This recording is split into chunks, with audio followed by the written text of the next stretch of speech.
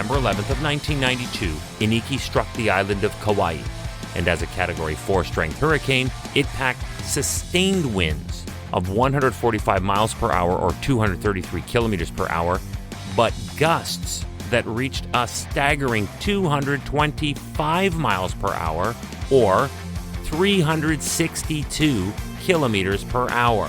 Hi, I'm Chris May, writer, producer, and host of This Day in Weather History, now in its second year from the Weather Network in Canada.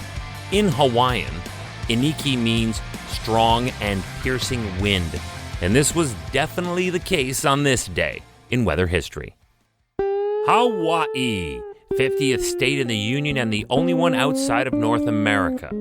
Famed author Mark Twain once said of Hawaii that it is the loveliest fleet of islands that lies in any ocean.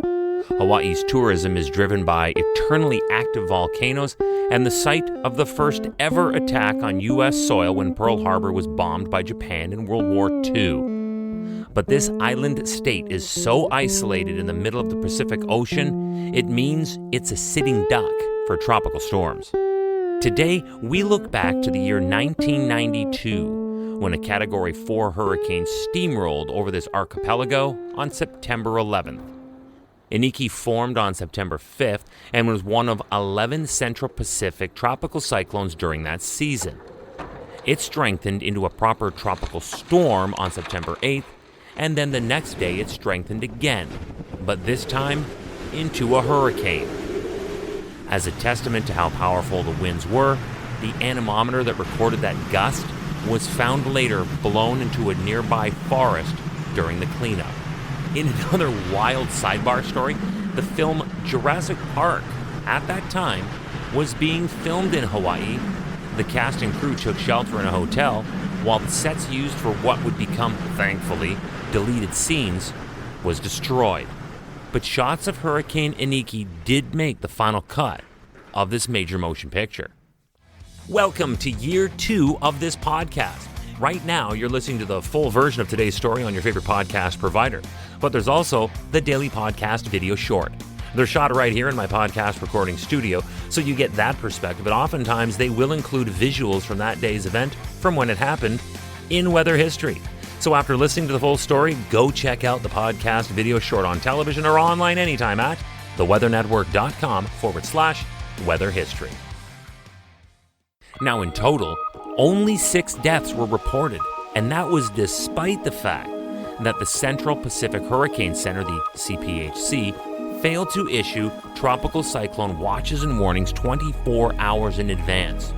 The greatest damage was on Kauai, where the hurricane destroyed more than 1,400 houses, while also severely damaging more than 5,000 others.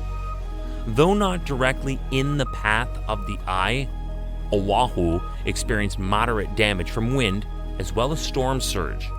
Immediately after the storm, having had no real warning or time to prepare, many were relieved that they at all survived the worst of a Category 4 hurricane. You see, their complacency turned to apprehensiveness due to the lack of information. And with no warning, and with every radio station off the air, there was no news available for several days.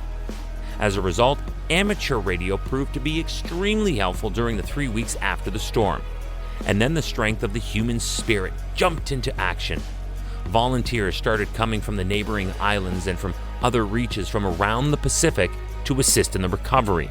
Iniki caused around $3.1 billion in damage. Now that is in 1992 USD, making it the costliest natural disaster on record in the state, and the second costliest Pacific hurricane on record.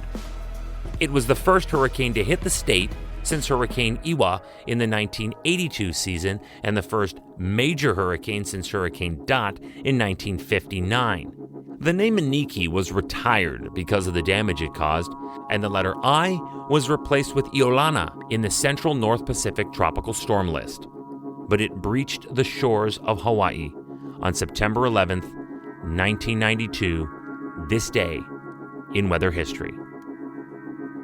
Before I get into tomorrow's episode, today is a day that we must always remember that we are very vulnerable to our world changing on a dime and flipping itself upside down.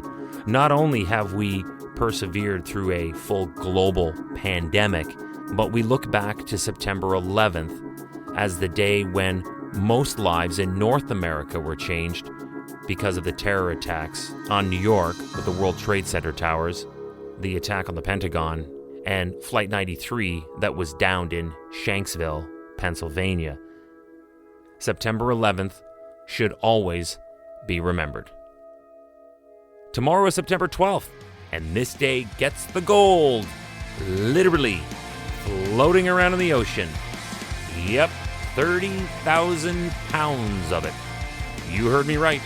14,000 kilograms of gold that sunk to the ocean floor after the ship carrying it sank in a hurricane. But wait till you hear how this started a global economic domino effect on this day in weather history with me, your host, Chris May.